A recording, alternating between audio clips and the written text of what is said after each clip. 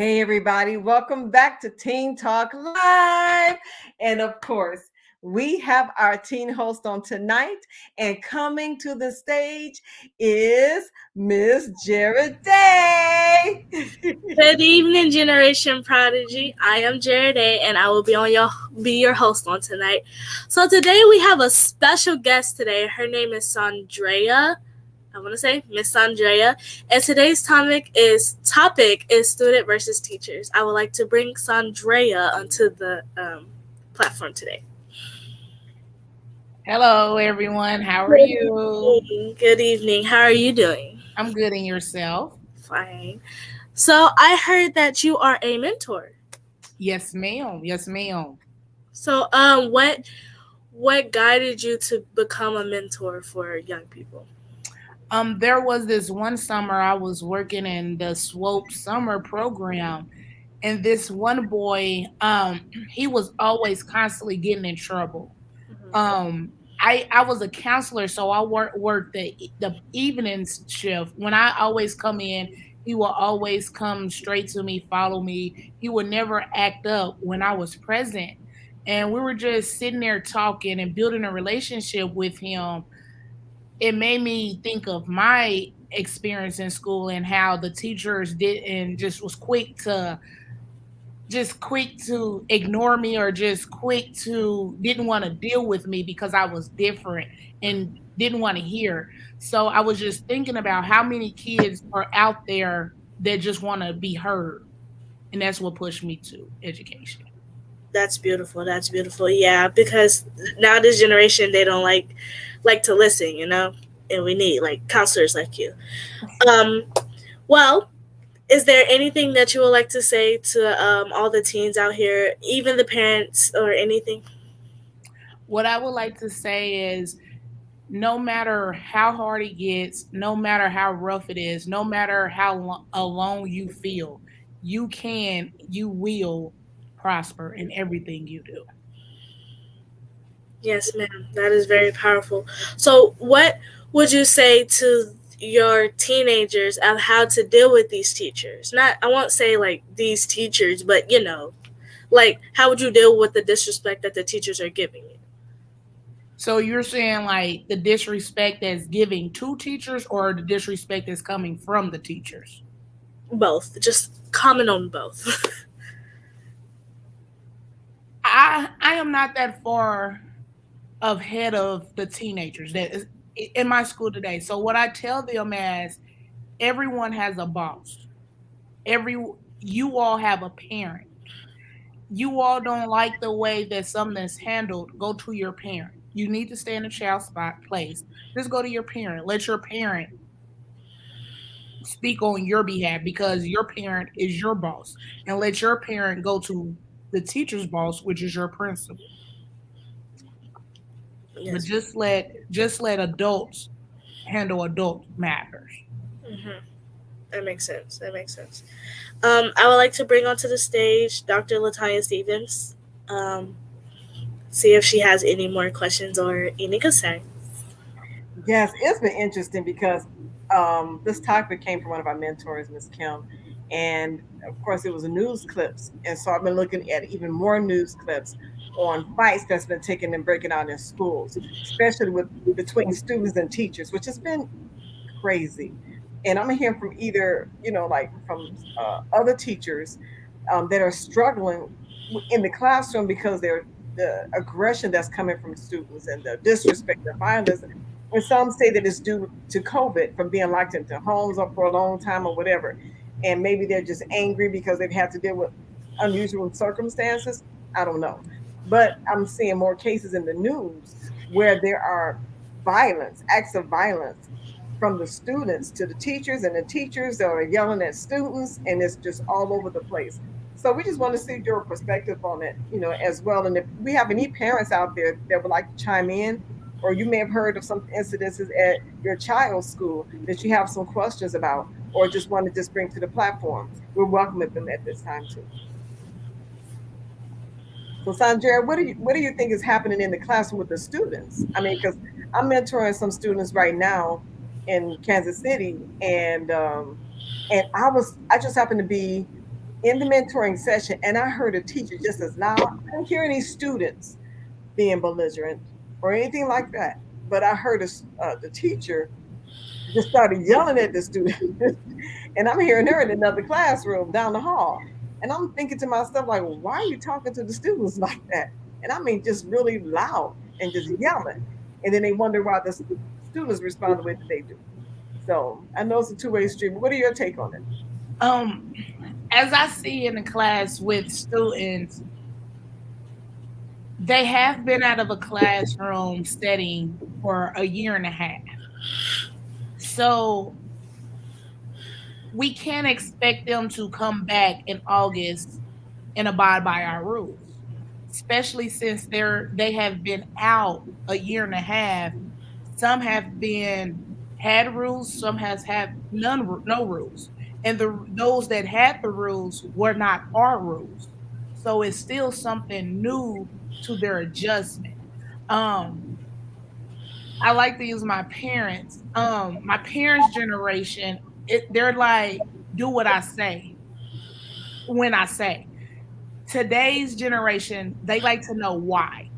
And it's not always a disrespectful why. They just want to know why. And so I kind of feel like with the new generations coming up with asking more questions, our adults is still stuck in don't ask me no questions, just do what I say. Mm. And with this generation, so it's causing a pushback because the generation is like, well, I'm just want to know why, and the adults is taking that as is coming off as disrespectful. That's So I can see both. Growing up being told don't ask, so I just do what I say because I want to know why too, but that's not how we were raised. So now you have this generation that's coming that is just asking questions, want to know why. yeah. So See the that's question. I just see the difference of the cultures Yeah. between the students and the teachers. Like I said, the students been home for a year and a half, so they are set in their ways. They are set. And as educators and instructors, we have to meet them in the middle for what they're used to versus where we want them at. Okay. And I Got think it's you. just taking some time. That's a very, very good point because you're right. This generation they do have questions. Jared is like, yes. Okay, say more about that, Jared. Okay, I don't want to put my auntie on blast, but Oh Lord. it's just okay. So I have a problem with like what I wear in the mornings, and it's just like it doesn't matter to me. It's just an outfit, and she's like, change your shirt. You look at yourself in the mirror. It's cold outside, Jared. I'm like, why? It's a t-shirt and jeans. Like, I don't care. Like, I really don't care about my outfit. She's like, you represent me. You gotta put on something. And like, it's just, especially when we go to church, she's like, it's second Sunday. It ain't t-shirt and jeans Sunday. That's for Sunday. I'm like, Well, so okay, so there's a balance to all of this. So I like to say it like this, and I borrowed this from somebody else. So when we go swimming, we have swimsuit attire. We go to work, we have our work clothes. When we go to church, we have our church clothes. So there are outfits and clothes. Like you go to a wedding, they have wedding attire. So for everything, um, there is an appropriate dress code that goes along with it. You yeah, go to McDonald's, guess what they have on? Uniforms, So you go to places and they are dressed a certain way. You yeah, know, I mean, so there's a culture for every place you go to. You go to a club, they gonna have on club attire. They're not gonna have church clothes on at the club. you know, and And so sorry, lady, first lady, not to cut you off. I think that piggies back on the school as well, because just like this young lady said, a lot of kids come as they are to school, and they was like, "I'm just here. I already don't want to be here, and so now that I'm here, I'm just here." right. And so when and that call is it's a dress code. Well, why I gotta get dress code? I'm getting dress code violation for everything. Like you said, it's just a place where you can and cannot do it. Just like it's just preparing you for the real world. You can't wear pajamas at work. That's true. Now, It really depends on what job you at. It depends on what you want to do in your job. true. It depends Oh, on what you want to do, where you work at, and in your job. It ain't the Disney store. How about that? Right. yeah. But like, I feel like, cause I be having one of those days where I just be like, I do not want to get up and put clothes on today. I'm just about to walk out of this house with some sweatpants on and a t-shirt. Not doing that today. And like, it's some days where you don't want to go to school cute, you know. And like, I have those days. I was like, what am I going cute for? There's no reason for me to go. But now I'm a cheerleader. I have to look presentable, you know. Like, it was this one time I wore sweatpants, a long hoodie, and my hood on. And she was like, what is you wearing? You look like a whole boy. I said, hey, you can leave me alone, okay? I did not want to wake up this morning. I already didn't want to go to school today. It's already a Monday. Do not. I promise you, they hate me. I don't care. Really don't. They don't like me. I will say this. I walked into the school one time and it was a little strange. I'm not gonna lie, it was a little strange to see half-dressed young people trying to be, I mean, because I'm like, you're gonna go to college and there is a certain, I mean, people wear what they wear, but they are never looking like that bad. I mean, they may have some slippers on and pajamas, but they're fully clothed, you know. So no one is coming in half naked, you know. You know, so there's a level of respect that they have for the professors, even because professors are going to excuse them right out the way because they're preparing them for corporate America. They're preparing them for the political arena. They're preparing them wherever they're going. It doesn't matter what industry you're in, unless okay, this is for mature. This is for the other arenas and dealing with strip clubs and stuff like that. But we ain't talking this generation that we're dealing with. Generation prodigy. This is not the direction we're grooming you for. You know, so we're not going to strip clubs. How about that? Yeah, amen. No. Right. So yeah, so no, we're gonna have you representing properly because yeah, you do represent yourself, and sometimes you may not feel like you know dressing appropriately, you know, or just making that extra effort to put on a button-down shirt or something like that. But you may have those days when you get into the workforce, whether you have your own company or not, and you are representing your company. You know, so getting you in the habit now, it won't seem foreign then or later. Yeah. You know? Yeah. And also some dress code has to do with teachers too.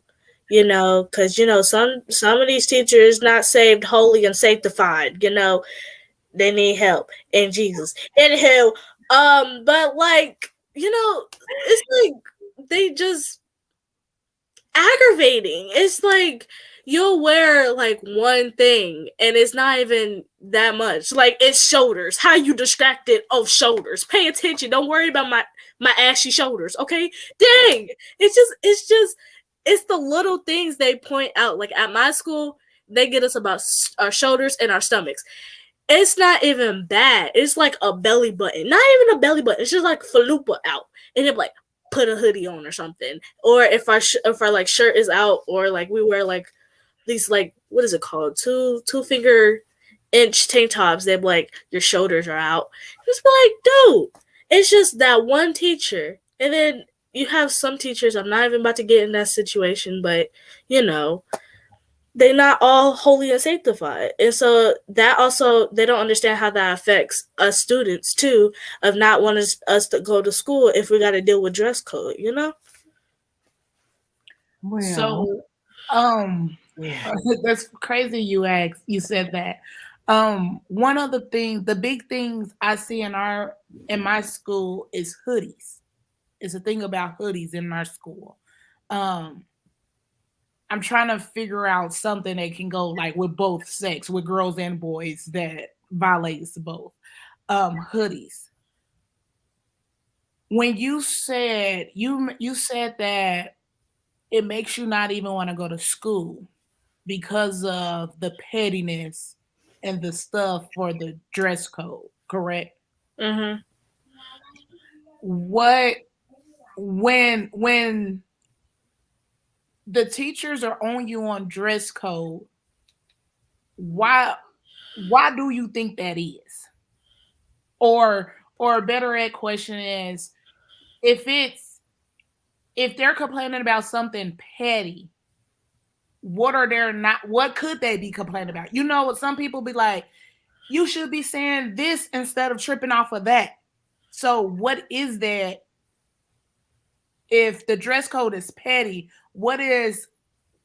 getting what is sliding under radar that the adults are missing because they're so focused on the dress code, in your opinion?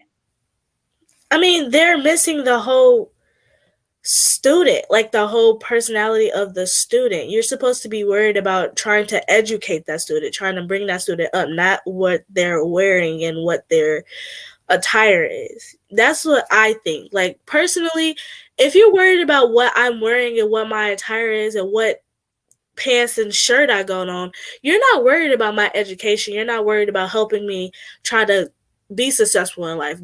You're not doing your job. But I get if it's like administrator or anything, I get that. But like a teacher personally, you're not helping me or educating me if you're worried about what I'm wearing. What That's makes a difference between an educator, well, administrator versus a teacher? Because a teacher spend more time with you than your administrator. So in my opinion, I would think that, and I could be wrong, I'm not speaking for all the teachers, I'm just looking at my situation. I think as a teacher, me coming to you about your dress code is because I care. Is because I see growth in you. Is because I see what the real world is out there. And I'm just trying to let you know. Listen, baby girl, you might think, oh, it's just a tank top and I don't care. But this janitor cleaning our floors looking at something totally different. And yeah. I see that and you don't. So I'm just helping you. And I am still helping you with your grades. Mm-hmm. That makes sense. That makes a lot of sense. So is it how they're coming at you? Is it petty? Or, I you want know to what I'm say, saying? 'Cause like I said, I believe it's how someone can, the delivery of a message. mm-hmm. So is it the delivery of a message or is it the message that's petty? It's not the message, it's just the way they say it that makes it petty and that makes it like very hurtful, you know? Just be like, oh, put a shirt on, or oh, put a hoodie on. Like, it's not, you're Good not, morning, how you doing? And yeah, you please put a hoodie on? it's not trying to guide us, it's not trying to help us, it's just do this, do that, do this, do that. And I'm just like, it's not even bad. I'm wearing a whole hoodie. Is it embarrassing the way that they're saying it? They Because say it in front of the whole class, honestly, right. and they don't pull you off to the side and try to be like, "Hey, baby, this is not what we're doing." They be like, "Jared, go to the office. You're getting dress coded," or "Can I have Jared Swinton to the office, please? You need to go put a hoodie on." It's like that. It's not private, you know, because some people, they don't like to be called out in front of the whole class with their problems and stuff because it's none of their business, you know. And like, personally, me, I don't like to be called over the MCOM. If I get called over MCOM, be anxiety, I'm gonna die. Okay, I do not like it at all. If I say, "Can I have Jared Swinton to the office, please?" I'm gonna sit there and not go because I don't like that. And so like, I remember the first time I got dress coded, all I wore was, what did I wear? It was summertime. I wore shorts, and they wasn't even short. They was like to here. They was like this short, but they had to be all the way there. But it was like right here, and they was like raising up when I sat down. And so I got dress coded, and it was like, "Yeah, you wearing booty shorts." I was like, "They're not booty shorts, but whatever." They were biker shorts, and like, it was a difference because my other teacher, she said, "Hey, baby, you need to put like some sweatpants on because you know you gotta donk in these biker shorts, and you need to put some pants on." Now I understand that. I was like, "Okay, cool." I put some pants on. As soon as I was walking to my locker to put a change of pants on, it was like, "You need to put some pants on right now." I was like, that's what I'm going to do. So it's a difference between how they say it. It's just how they say it and how they communicate it to us, which is making us like not want it, you know? Definitely agreed. And not asking you personally, like I hear a lot of students say, "Oh, it's the way that the teachers are talking to it." Do y'all also think it's the way that y'all speak to us? It, personally, if I don't give off disrespectful vibes. If you're disrespectful to me, I'm gonna be disrespectful to you back. That's how I am. I'm not gonna let a teacher be disrespectful to me. That's not how that's gonna roll. That's not how I was raised. That's not how I was taught. No, I'm not about to get disrespected. Period. Point blank with the exclamation point. But it's not actually cool for a student to go off on the teacher for no reason. But what is disrespected? You said you're not finna get disrespected. What So, what if you getting disrespect? What is that? What is disrespect? baby, I can't. I'm not gonna call this teacher out because I don't know if this teacher is hearing this, but Don't. No, we're not doing names. but okay, so say I'm in class, right? And I'm just minding my business, sitting in math class, minding my business, and I just giggle. I just giggle because somebody made a joke here. Just giggle, right? Next thing you know, Jenny, get out of my class. You're disrupting my classroom. How I just giggled. Make that make sense. It did. It's just it depends on how it is. Also, some teachers like this one teacher got fired because she was being really racist to all her black students. And it wasn't even all her black students. Me and my friend was the only two black people in that class. And she was just racist the whole time. And it was this book that said the N-word like throughout the whole book. And she would read it out loud and would like not skip over the N-word words and stuff. And then she would be coming into details, little beats and pieces, like trying not to be racist, but racist, like trying to like slip through it, but it's actually racist when she says it. And so that's disrespectful to me. And when she did that, I didn't give her no respect at all. I didn't talk to her. I didn't say good morning to her every time I walked past her. My way of disrespect, I don't talk to you. I ignore you. I don't do nothing at all. Like towards you, I do nothing. Now there's another side of me will cuss you out in the holy golly way. Hallelujah. But it depends on how the teacher says stuff, which is disrespectful or respectful or not. That's how I am. You said that if a teacher disrespects you, you don't do nothing. That's how you disrespectful. My question, when you say you don't do nothing, are you saying as, let's say, that teacher just said N is N that, N word is N word that, just was like being just disrespectful. So would you then would you like, okay, I ain't doing no more of her work? Is that what you mean by doing nothing? Not No, doing not more? that. It's just me. People know that me, if I turn silent, they don't like to mess with me. That's how I am. If I'm silent, they be like, yeah, something's wrong with her. Let's just leave her alone, leave her alone. Like everything. All my teachers know that. All my students know that. Everybody. And so if it's disrespectful to me, I shut down. I do not say nothing. I do not do nothing. I just, not saying I don't want to do her work because she was being disrespectful. It's just I shut down, don't want to do nothing. Okay. Either I go to the counselor, that's the when I speak up because I don't want to talk to the teacher directly because if I would have talked to the teacher directly, it would have been very disrespectful in some words and I would have got ISS.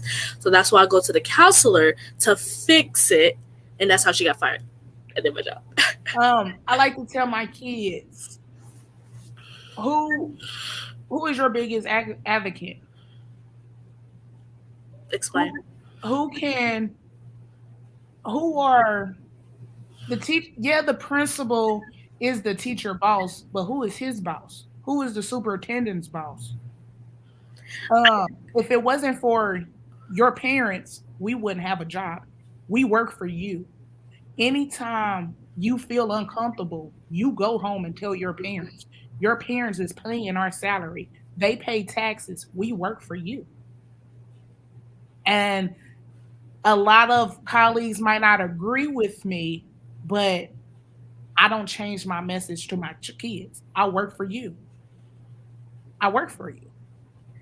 So anytime I hear kids, oh, this teacher did this, that, your parents, your guardian can they can get more done than you are because, like you said, if the teacher did say in this in that, and let's say you got upset and you took it in your hand, oh, you this, you that, you gonna get in trouble. That everything that that teacher said and they should have got in trouble for, it will get swept under the rug because you're the student, and in education is a prison of pipeline. So in everything you all do, the spotlight is on you. Any black and brown kid, the spotlight will be on you. Anything, and you're gonna lose. So it's hard to bite your tongue, but it's a lesson because in middle school and high school, that's just the beginning. You're gonna have to bite your tongue wherever you are. You gonna and a lot of kids, I ain't gonna let no disrespect. I ain't gonna kiss no behind. You gotta kiss them behind to get where you want to go, one day or another. Yeah. You just gotta be quiet, or I ain't no punk and this and that. However you want to look at it. Sometimes you just gotta be quiet to get where you want to go. That's not the end of the situation. Yeah, that's how I had to learn. I had to learn how to walk away. Yeah. And that is a lesson that people have to learn. It I didn't walk away my first, second, or third time. I can't really tell you how many times. It's just a lesson that you have to learn. Yeah. And it's a lesson that when you learn it, it's not going to matter what those others say or how you look in others' eyes because you know you're doing what's best for you and they doing what's best for them. Then that might be cussing that teacher out. But we know we on two different plans and that ain't what I do. Even though the teacher is upset, there's different ways to fight than violent. You don't have to be violent to fight.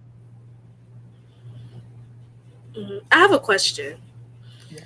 So, with all the, I don't know if you heard, with all the like school shooting threats and bomb threats and arson threats, do you think that is connected to the students to like get back at the teachers or anything that has to do with student versus teachers? Honestly, what I think it is this generation has the world in a palm of their hands, and that's your phones.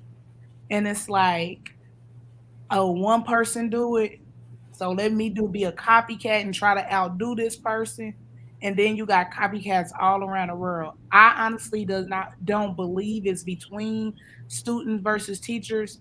I think it's just y'all generation and y'all are very creative and y'all just come up with some things that I never thought of when I was a kid. I think that it's just you all want to outdo each other. That's just my opinion. Yeah. What do you think?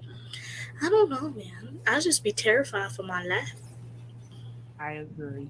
Yeah. I agree. Because, like, half of our school is not going to school. Like, when you look at our classes, there's only like 10 of us in a classroom because no one is coming to school because of all these threats. So is and see that right there. It hurt education because we already been out for a year and a half, Mm-hmm. and now we're out again because we're scared for our lives. That's Mm-hmm. just it's kind of like a pandemic again. Like people stayed in the house because they were scared for their life. Then they're still scared for their lives. Um, I do not know. Um, I think that Jesus is trying to get someone's attention in education. Um, and he's just got to do what he got to do to get the leaders' attention. Education has been tossed around, treated like look at your teacher, and teachers take so much and get paid so little. So I believe teachers are just tired as well. They're tired, and they're enrolled, but it still don't give them a right. I don't think so, because everybody hiring right now. So if they don't, if they're too tired or if they can't handle it, it's everybody hiring now. So I'm not justifying them, but they are tired. They are, and I don't. It doesn't matter where the world goes. You still gonna need a teacher wherever. Right. You gonna need a teacher, and I don't think that education has had the respect that it needs.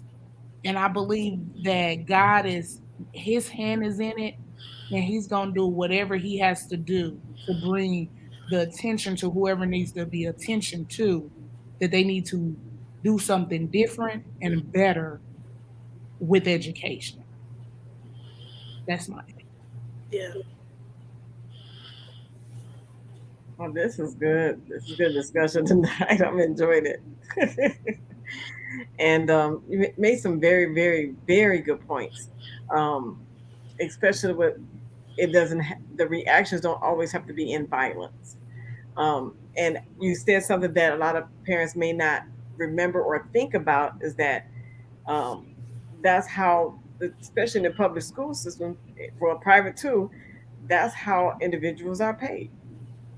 So parents have the right to communicate and advocate for their child. Um, and Jeremy, you made a point that led to that was that you went to the counselor, shared your what was happening, and then the person got fired. So if we don't say anything to do go through the proper channels, you know, that's where it can work against us. But using the systems that are in place and understand the power that we have, and that's like with government too. I mean, that's just you just made a very big point that can trickle into various areas where we don't have to result into violence. you know. But the students, I don't think they're just taught that, and no, they probably don't not have paying attention in government class either, in history class. Right. The words of my current superintendent, she said, "You permit what you promote. You permit what you promote. I'm gonna put that in the comment. If you allowing this in your class, you allowing the kids to do this, do that. You promoting it. If you just just like you said, if you did not go to your counselor to speak up on that teacher, you were basically saying it was okay for that teacher to be racist, but you did not. So you did not promote it. You permit what you promote. What you allow is the same thing you cheer for. Hmm, that's good. So we got to stop allowing things to take place. And sometimes you will be the only one standing up. Sometimes it will be. Sometimes it will be lonely. Sometimes it will be hard, frustrating. But I believe God won't take his hands off of you because he knows that's your purpose. He wouldn't have called you to do that purpose and just leave you there. That you're alone because that gift and that purpose was for you and not for everyone else around you. So you're going to have to learn how to stand alone, because when people of greatness, it's always alone. They don't have a lot of friends. They by themselves. Yeah. Yeah, because that's going to take effort, and everybody ain't willing to put it in. It was funny. I was watching a video with Kobe Bryant, and they were talking about how why did he stand out? It said he was 17 years old when he tried out, and he was doing workouts with the Los Angeles Clippers. And after he did the workout with them, because he wanted to be drafted right out of high school, he did, but he was 17 at the time. And they said, "Wow, that's the best workout we've ever seen from anybody." And so he was like, "Oh, does that mean there's a possibility of me getting drafted?" It was like, "No, you're too young. You're 17." So needless to say, they made a joke because they was talking about the Clippers, how they clipped him, and then the Lakers picked him up, and he became like, he's in the history books, Um, but he was talking about also his work ethic. He said he gets up every day at the same time, 4 in the morning, and work. It was work, and work was working out. That's the first thing he did. He went to church. He was with mass or whatever he went to. He had a rhythm, and he did not venture from it. He got it before everybody else did. Put in a little extra work, and we got the results of that. He was one of the most entertaining, outside of Michael Jordan, one of the most entertaining basketball players that I, hands down, you know, fly through the air, then he's going to fly on the floor, and he's going to do all kinds of things. But he made his baskets, he made his points, and everybody loved him. Not everybody, but a lot of people loved him. Right. So, you know, and I think for this generation is not being afraid to stand out, you know, um, not having to fit in. I think trying to that apply dealing with the peer pressure and yielding to that peer pressure of trying to stand out gets them in trouble because of they feeling like they're not fitting in, so they're doing the most to get attention. I remember being in school. Yeah, I remember being in school and this guy cussed the teacher out for no reason because she was giving us work and he didn't want to do the work, and so he just cussed her out. I mean, every profane word you can think of, he was just cussing up a storm. The teacher didn't say anything, so everybody was looking at the teacher like, "Okay, what are you going to say?" And now I'll never forget her words. And she was like, "I have nothing to say. Because only a fool would use profane words." She said, "Because they use those words because they don't have a vocabulary."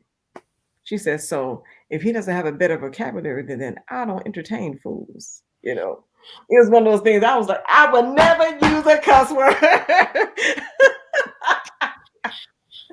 I'm gonna build my vocabulary. And she called him. She said it was just ignorant.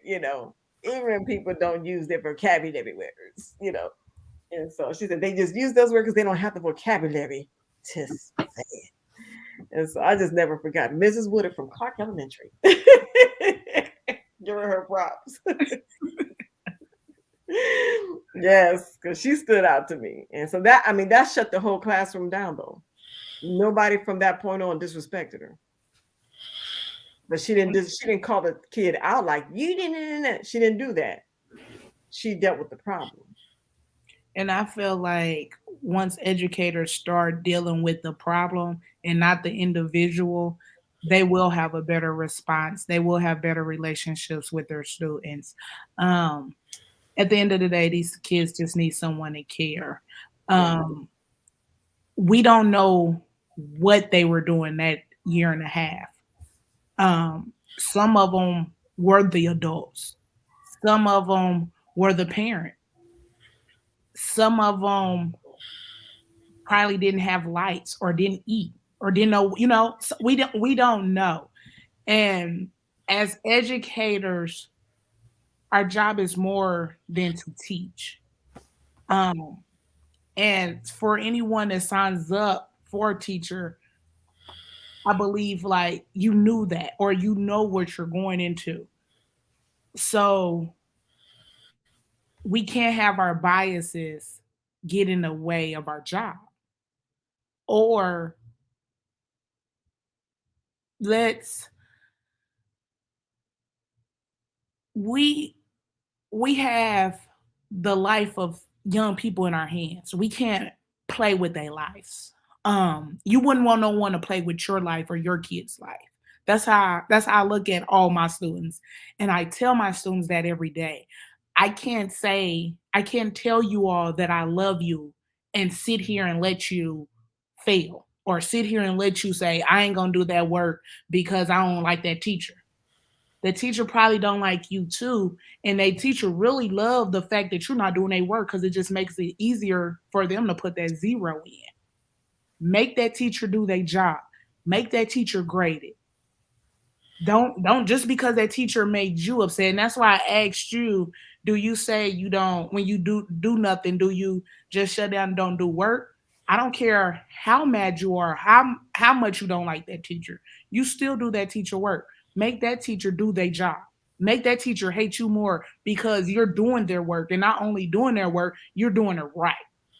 You're not just putting anything on that paper. You're making them read it. You're making them do their job. You making them look at you because as maybe this maybe they're not the person I thought they are because of their bias. That's good.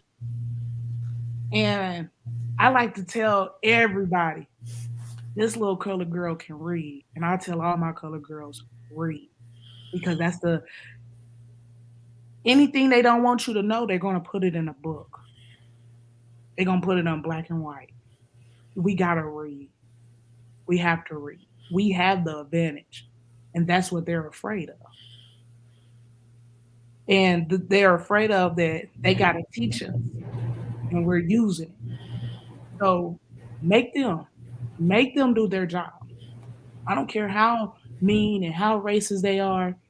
We're gonna still do your work, and then I'm gonna go tell my parents how you are because you can't give them anything to use against you. If you're claiming a teacher's racist and this and that and not doing their work, they was like, well, they don't ever come to my class. Look at this. F get kicked out, this and that. Now I'm gonna sit in that class, take my notes, and do every work. And let that teacher kick me out. And that teacher say, kick me out? Okay. And I just go report it every day. I'm not gonna get argue back and forth, whatever you say. Because at the end of the day, that is that teacher's classroom. We might not like the rules, just like our parents' house. We might not like the rules, but at the end of the day, that is their room. Right or wrong, that is still their room. And whatever they say, it goes. It might suck, but it goes. It Facts goes. all day. Yeah, that's good, Sandria. That's good. You got to come when we come live. You got to come join us. Oh, of course, of course. Yeah, we got some amens. Look, we got some amens. Come on here. This has been good. This has been good. Um, I was watching a clip with students shooting in the class. That was really disheartening, which tells me that there is a level of anger that has been brewing and that didn't just pop up overnight. There was also a situation I heard in the news where there was a parent. It is almost like excusing their child for even having a weapon, and sent the text to the child was like, um, "Just don't get caught." You know, I said, what? You don't take ammunition to school and say, "Oh, just take, but don't get caught." There's a purpose behind weapons. There are intentions behind carrying it. You carry it for either you're going to be trying to protect yourself or to defend yourself or to offend somebody else.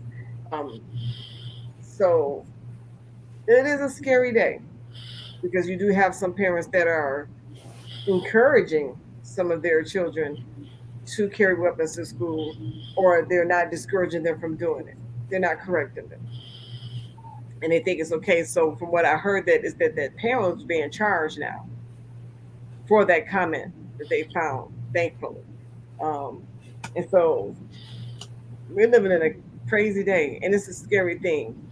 Um, so if people don't believe in prayer, and I know this is a nonprofit setting, a situation, but we got to hold on to something where there's hope, because it's really becoming scary. I know some friends that are teachers, and they're scared to go to their classrooms, um, because they don't know what's going to happen next because the violence that's taking place among the students, and some of them are coming from environments that are violent as well. But I think as if we understand and know the authority that we carry. Right. It's just like as a student, like some of my students, like some of my friends, I don't even see them no more because they all out. They all at home. And they text me every hour on the hour, talking about some Jared, are you okay? Jared, are you okay? Jared, talk to me. And if I don't text them for like a good 30 seconds, they're blowing up my phone because that's how scared they are. They don't know if something's gonna pop off in the classroom, and I'm just sitting there trying to do my work. And that's also hard for me to think of because like, what if I gotta self defend myself in the middle of a class? And what if I don't have the right material to self defend myself? What if I'm not ready? What if this? What if that? So that's another thing. Like, a lot of people don't know this about me, but I don't like to show my fear. I don't like to show my anger. I don't like to show my sadness. I do not like to do that. None of that. But when I do, it's a scary thing. And I don't want to feel unsafe in school. Safe is supposed to be a safe place. I'm so tired. School is supposed to be a safe place for students to go. So, yeah. I 100% agree with you. So, this is the part of standing alone because I, I stand alone at my school with my colleagues because, but the parents back me. And so as long as I got the parents, I don't care about standing alone. Because yes, it's more of them, but it's more of the parents. So my question to them is it a kid problem or a school problem? Because mental illness is real. If everyone's been in their own situation for a year and a half and we bring all of this back into one, Wow, you're good going point. to have some conflict. You're going to have troubles. So what resources was put in place for these Yeah, kids when they return? Right. So is it really, are we really going to blame the kids that didn't have guidance or no rules, no instructions, no nothing for a year and a half? Or are we going to blame the educators and the people above that knew we were coming back and didn't do anything or put these things in place when you knew people were in homes for a year and a half? that's good. So that's trauma, It's especially if trauma. they've lost loved ones during that time as well. Hurt, they've grieved, and didn't really have time to grieve, and And that nobody there to be there with them while they grieve. and that goes for trauma for the students and teachers. That's true. Yeah, Where because you had teachers teaching through the pandemic, learning new stuff as it went on. They never had a break. The teachers didn't have a break. The kids did. The students had choices if they wanted to come to virtual or not. We no one could really make them. The teacher still had to be on there even if the class was empty Yeah. mm, and still learning new technology that they never had to use before. And they're being taught on a computer. So it's not, oh, let me see hands on. I'm learning something on about something on something I don't know how to work. yeah, So when do we stop playing the blame game, blaming the students when they don't have a choice but to be here and start looking at the ones that's making us be here? Because like you said, trauma is real. And it's not just this district. It's a rural, it's education. It's an issue that's good. because we got money for all these COVID and all these ventilators, but where's this money for education and the trauma and all the programs for it? We That's we good. got these vaccines overnight. Where's all this? We everyone knew we was coming. You can't shut down education forever. You can't shut down the schools forever. So you all knew there was a time where we were coming back. What is different pre-COVID versus post-COVID in the schools? Mm. Things that make you go, hmm. I'm No, sorry. that's good. It's like make you think like that's good. And it's like, where are these discussions for I think this is one of those moments where we may just have to really consider going to our state capitals and understanding the bills that are on the floor and actually advocating for the students, advocating for when it comes to the school systems and making sure things are done properly. And just like war veterans, they struggle. It seems like the most vulnerable situations or the front liners Mm-hmm. are the ones who get the least amount of care, Mm-hmm. which does not make sense to me. So you got veterans, and there's a struggle to get the proper care for them. The Vietnam vets, it was a struggle for them. So now we're dealing with the classrooms, you know, um, because yeah, that is traumatic to have to deal with being at home, and there are parents who have to work. They didn't have a choice of staying home, and if they were home, they trying to divide their attention of teaching their help teaching their child and going to work. So Mm-hmm. there's a level of it was just a lot of discomfort, On and both a lot of ends. adjustment. Yeah, a lot of adjustments.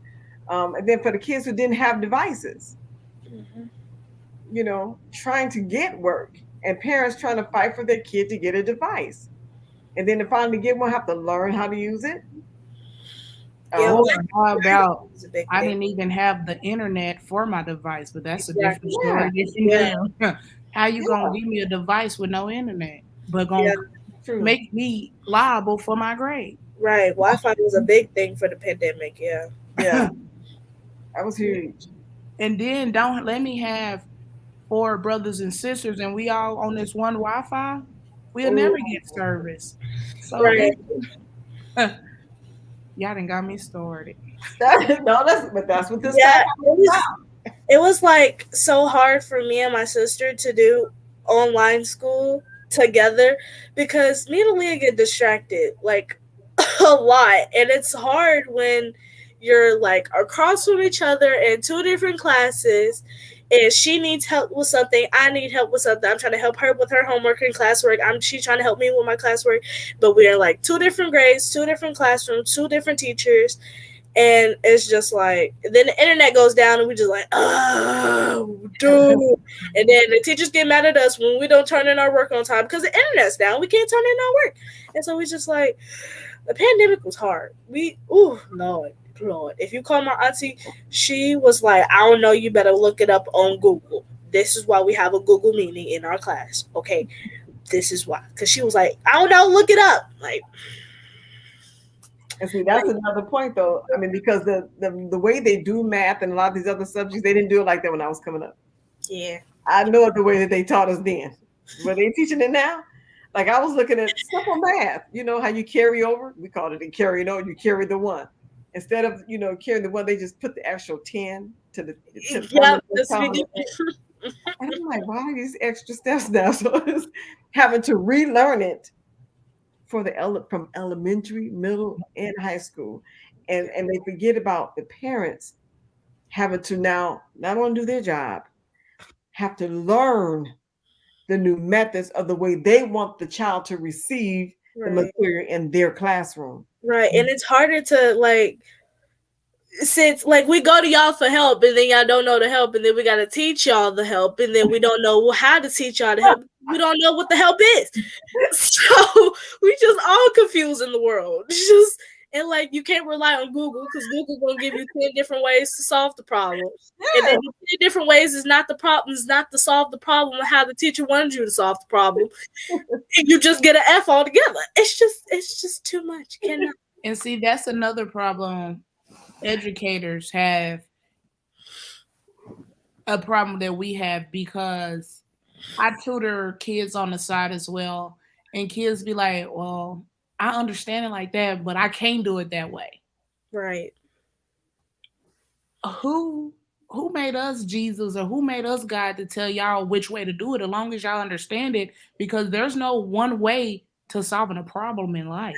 As Right. long as you get to the answer and get there correctly, mhm, it shouldn't matter.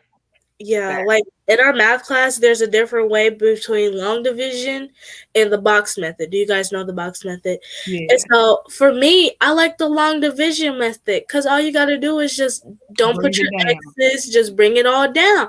And like the box method is easy, but it's a lot of work. It's a You lot of got to stuff. find your factors and all that stuff.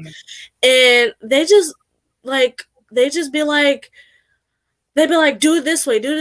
And I have to communicate with the teacher. I said, I cannot do it this way. I'm gonna do it the other way. If you do not like it, you can talk to my parent about it. But I'm sorry. I don't understand this way. I understand this way. Because when I used to transfer schools like crazy, and I hope I do not transfer schools, Lord.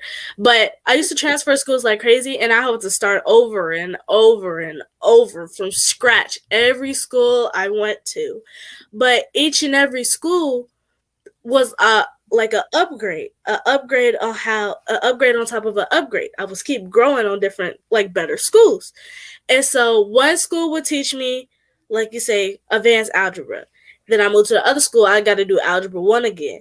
Then I moved to other school, I already learned my algebra 1, but then I got to do math. It's just, I be on top of the game, but then I get confused on what I'm learning because I'll be like, I didn't learn this in my other school, so what is going on? So, yeah. I understand that. Um, what I just try to teach always, because you never know which way works best for you. Like I said, in life, people are going to have different routes, different roads. It's just what works best for you. Yeah. No one can tell you you need to do your you need to do these steps and go this way and spend this amount of time getting there. Can't nobody tell you that. You can't tell yourself that. That's part of life. You can't tell yourself that. Life is going to have all kind of curves and detours. And sometimes the detours actually, now, as I'm sitting back looking at my life, I don't think none of the detours are bad. Us as human, we're always looking at the negative. We're quick to jump to negative. There's a lesson in everything. It's a lesson and there's a blessing in everything. So all the detours is just really lessons on how to deal with certain situations when you get to your journey. Before I worked at the school, I worked for the post office. Um, and there were days that I would go in that bathroom. I wasn't even on break. I would go in that bathroom. I would cry. I would sit there because I hated it. I knew that that was not for me. And all I hear in my ear is my mother, my older generation, girl, that's a good job. People build families off that job. You better not quit that job, this and that. I'm still in my 20s. So I heard that in my ear. I'm like, yeah, I am still living at home. Yeah, I do got this Challenger. Yeah, like, I'm making money. I got all the shoes that's coming out. I'm making money. But then again, I'm crying every day, coming home with a headache every day. So Right. I had to get in my quiet spot. I had to tone all of that out. I had to get in tune with God. Now, God, you know what I like to do. That ain't your gift. I don't care how much you making. So when I say I took a $300 pay cut, and when I took it, I didn't really know that I went through Kelly. I know that y'all all got substitutes now. So I started off as a sub. I wasn't at a school. I didn't know when I quit, it was for a long-term sub that go from August to November. So it wasn't even the whole semester. Mm. But I knew that I couldn't be at that post office no more. Something said go, and I went. And it's been 3 years. Not only did because I was in a sub position, a sub job that they was not going to put back on the books. After November, they were going to delete the job. They didn't need it no more. Wow. And when I say what's for you is for you, because God said they gonna do what to what job. That job is still there. Hmm. My boss said, you know, they're gonna hire you for this job. They wanted me. They wanted to get remove this job, but I told them no, I couldn't do it without you. Another person said, oh, it wasn't a position, it's the person. Wow. Because now I'm not even in that position. I'm in a whole different position. Wow. What's for you is for you. I knew at the post office, I always, oh, it's the devil, this is the devil, that. I had to go through that to be able to stick up for kids that look like me. I had to go through that to be able to, when I stand up for them, be able to communicate. Because there's a way to communicate in corporate America. If you want to be heard, there's a way. And that's why I mean, like, we can't just argue with a teacher. We never be heard. Okay. I had to go through that to learn that I'm going to have people's life in my hands. And if I'm going to have you all lives in my hands, I got to learn how to talk and deal with it with different people that don't look like us, because that's who I'm going to be dealing with. And so, what a better lesson to go with the government, where it's hard to sue the government. So, yeah, you might have a lawsuit on your hand, but don't nobody want to take your case because that's the government. So, I needed Hmm. God to put me in that position where I couldn't lean on nobody but Him. But Him. Yeah. And it's a lesson, because now I'm able to talk to my different colleagues that don't look like me, but to tell them, well, no, the kid wasn't being disrespectful. They were just really wondering why, because that's the way they grew up. That in our culture, they just asking a question. That's not disrespectful. And what's wrong with asking a question? Because I heard that used to hear that there was no dumb questions. None. I wonder why is it? Now I'm asking the why on top of the why. You know that adults do shut young people down when they ask questions and think of it as being disrespectful. And it may not come off as they may not know how to articulate the words in an eloquent way, but they just genuinely want to know. Mhm. And I do remember asking questions myself, and I didn't think I was being disrespectful. I was just really curious and just wanted some answers because I just didn't know. And I do say sometimes kids will ask questions because they just want attention. Like this one Yeah. kid,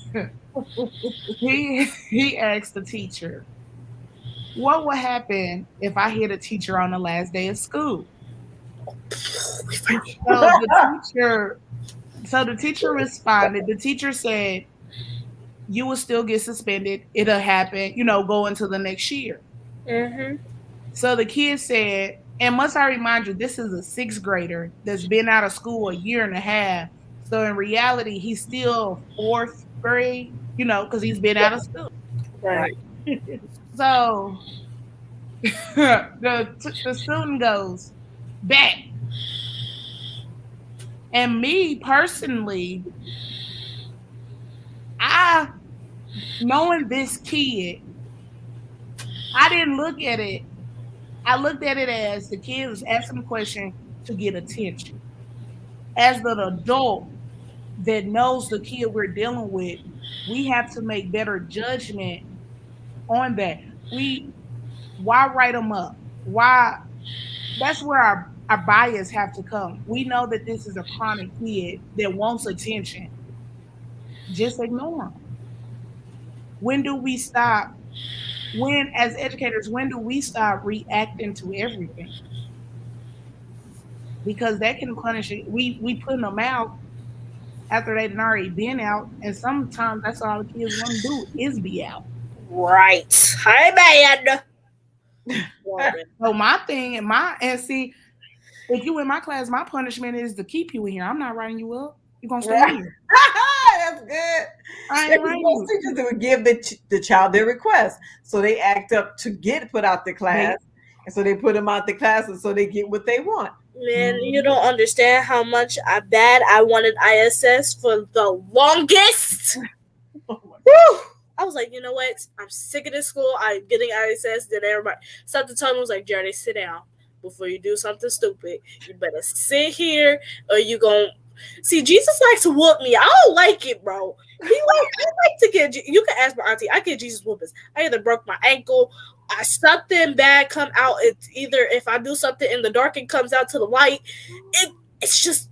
It's just so irritating, bro. It's just That's a new one on me. God like jokes. God got jokes. Jesus got jokes. Got God, them. you just got to do what you're supposed to do. You know about that. Well, this has been a really, really, really good discussion, and I'm like, this deserves a. We got to have you back, Sandra. You've been I would marvelous. love to be back. I would love to. I would love to. This is exciting, and we got to do this live. So hopefully next year we'll get everybody together live because this, all the students been saying like we'd rather do this in person because they want to talk about Y'all their things that they've been going through, and we can't really do it on this type of platform. We just do right, topical discussions versus being able to talk about things personally, Personal. and then they can get some results. They can glean from this, but it's just different in person, and I have to agree with them. You know and so they don't like showing their face. Yes, I would love to. I would love. Yeah, so yes, we got to get you in with us and everything. So thank you so much for being our guest today. We really appreciate it. No And problem. Jeremy, Thank you for having me, ladies. Thank you for having me.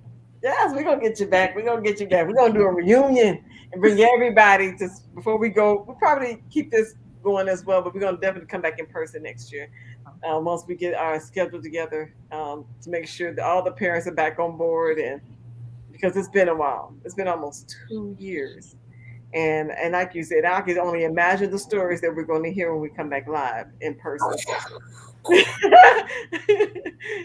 we're gonna need some more mentors to help navigate with all the teams. So this has been a delight. So we just want to give a shout out. We do have backstage one of our parents and teens that are here with us. And so we just wanted to give a shout out to you and say thank you for being on today. And for those that came in and had to leave out, that's been watching on YouTube and Facebook, thank you. We will relaunch a lot of our broadcasts on Instagram and TikTok and the other platforms. Probably start posting them next year. We just break it up in 15-minute increments. So we'll repost it for the teenagers that are liking our programs, but they're unable to watch it. So we'll have them on the other platforms soon. So stay tuned. We just launching it here first. So parent approved, then we launch it to the teenagers. How about that? So, Jared, any last words to close us out? No, just thank you so much for letting us have you today. You did very good. I learned a lot. I really did. Thank, Thank you. thank you for having me. Thank you for having me. I'll be looking for my invitation for next time. Oh yes, you're coming back. You're coming back. Yeah. I think we're gonna have all of our favorites at the same time and have a really good Right. discussion. I mean, the bomb. Oh my god, I'm getting all excited, and I'm not even a teen. Like, I'm getting excited. But this is good, and some of the students I show some of the broadcasts to, they're like really loving it. So that's when we're gonna revamp it because some of the platforms do not allow us to go live through Instagram and things like that. So we'll get the videos and revamp them for those programs and other social media platforms so the teens can get more access to it. Because really, Facebook is really not for teens. I'm just being honest. So the parents are able to kind of view it first, and then we launch it out to the teens on their platforms. So thank you all once again for being with us. And thank you again, Sandra. It has been a delight to have you. And thank you for everyone that has been chiming in. So for those that are still watching, yes, yes, send out some hearts and let us know your thoughts. And of course, you can always email us at generationprodigy@gmail.com or info@generationprodigy.org if you have any questions or information. If you would like to be a part of our email list, go to our website at generationprodigy.org. You can go there, and this is where you can, be just follow us. We do blog every once in a while. We'll have some coming up in 2022. blogs from our students. There'll be some blogs and blogs. So just continue to follow us and watch us if you're on our Facebook pages, Generation Prodigy 1, and you can just follow our pages there, or you can go on YouTube to Generation Prodigy TV and go back and watch some of our other broadcasts that we've had. We have one once a month. So you will be back next month again with a new topic, with a new um, at the same time. So thank you so much for being with us. We look forward. Somebody say Usher show. So we're excited. So thank you so much, everybody. Oh, sorry, hit my. Side joke. I'm the first time I ever went live on Facebook, my camera was sideways, and literally I was like this. It was so funny. They thought I did it intentionally, like as a part of the whole thing of coming out live. I didn't have a clue. So it's always something that's like hitting the camera or doing something crazy. But yeah, so but the thing is we have fun. So thank you so much. So until next time, everybody, thank you for tuning in. For those that are on there, our moms who are faithful to our program, thank you for being with us today. So until next time, see you next month. And Happy New Year, Bye. everybody. Happy holidays.